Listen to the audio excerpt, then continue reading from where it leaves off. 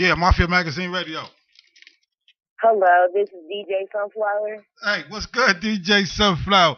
Hold on for a second. What's up? No, baby, hold on for a second. Let me set you up real quick, all right? All right. For all my listeners out there, man, I get the opportunity to sit down with one of the hardest working DJs in the game today, and she goes by the name of DJ Sunflower. We're going to sit down with the Sunflower, and she going to let us know all that it take for her to do what she do.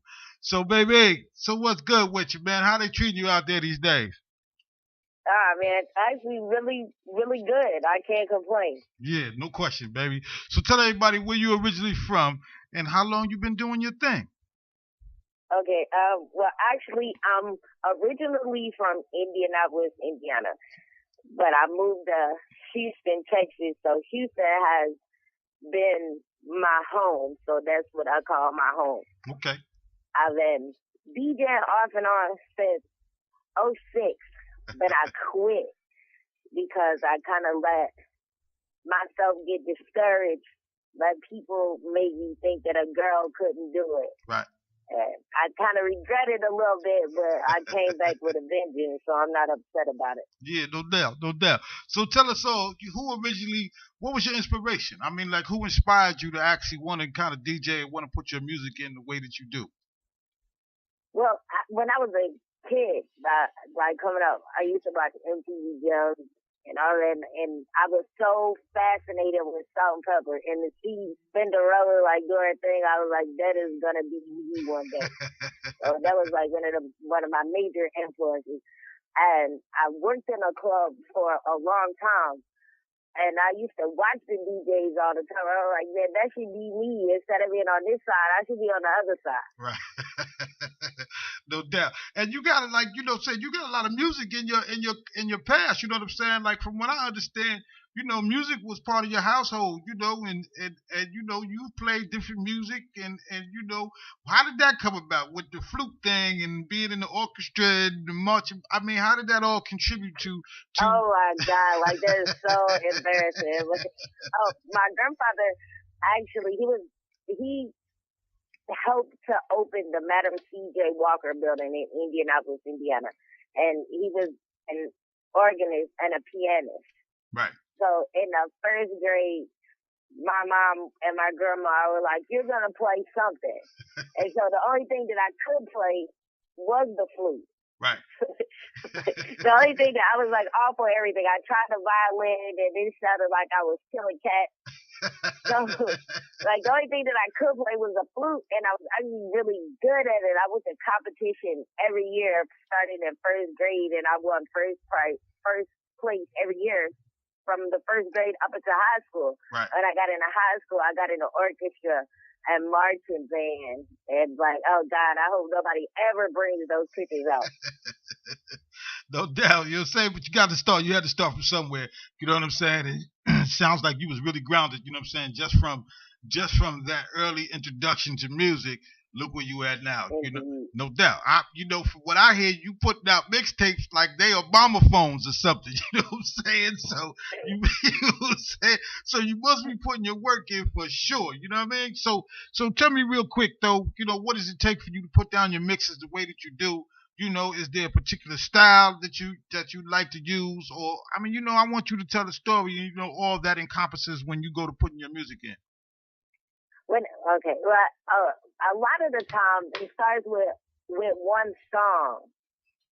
It's like one song that I hear and it'll grab my attention because I'm constantly listening to music every day. Right. Every day. Everything that drops every day.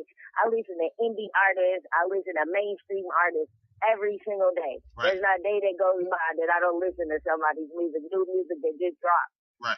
So it'll be one that'll spark something in me and I'll hear another instrumental because I blend a lot.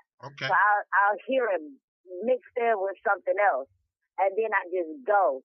And sometimes I get mad. Like I get mad. Somebody will say something to me or do something to me. When I get mad, I just go. That's my motivation to just push and put out something, put out straight heat. Right. Right. So I got a question for you. I mean, because it sounds like you're like me. I listen to a lot of music all the time. I have to. It's what we do. You know what I mean?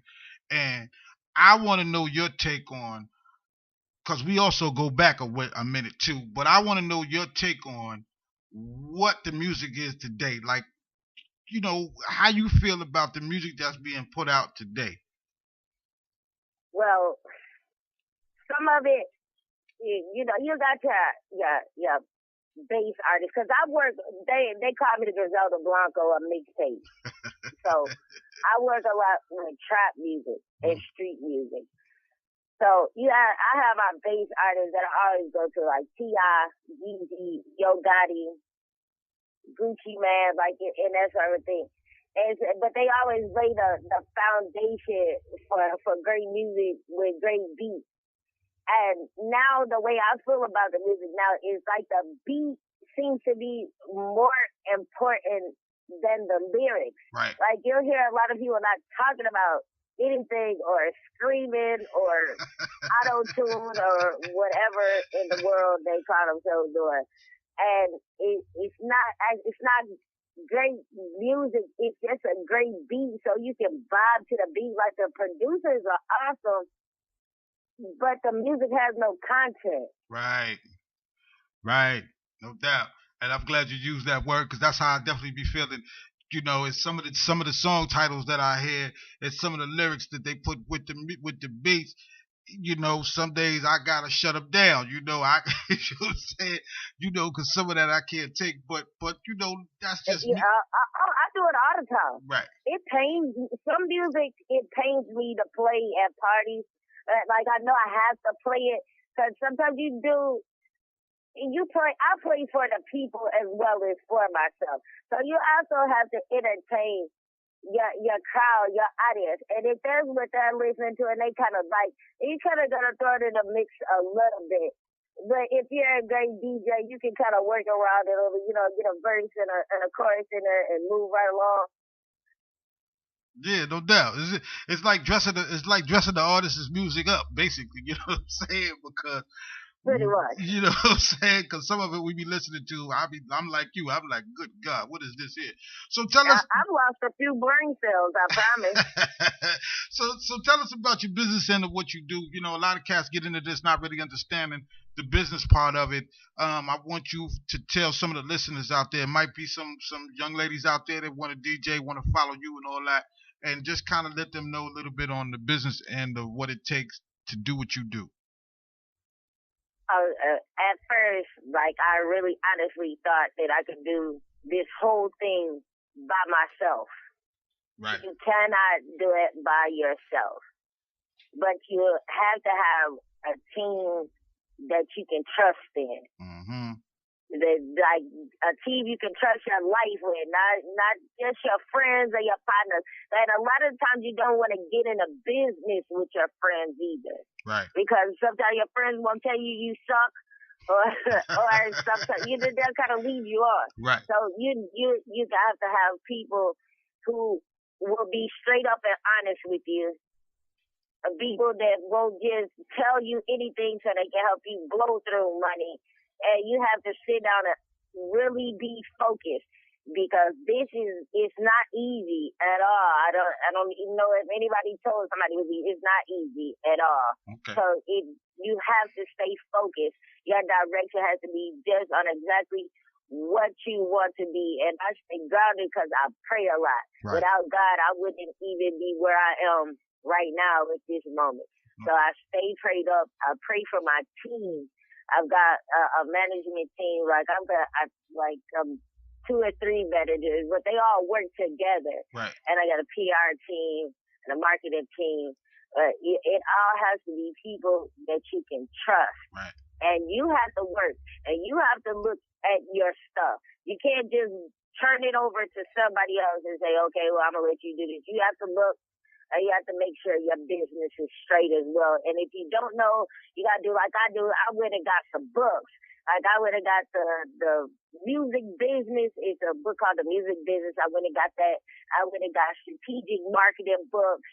Like, it's not just that simple. It takes book knowledge as well as the street knowledge and DJ knowledge, you have to use your mind. Right. You have to use your mind. You have to stay focused and be driven. And stay grounded.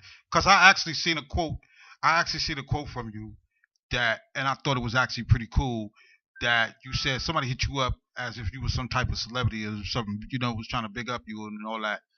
And you responded by saying, "Hey, I just do what I do." You know what I'm saying?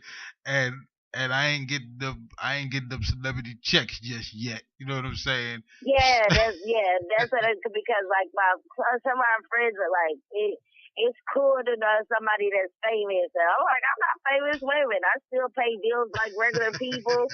I'm still gotta take care of things, and sometimes I gotta rob Peter to pay Paul. No question. To handle business.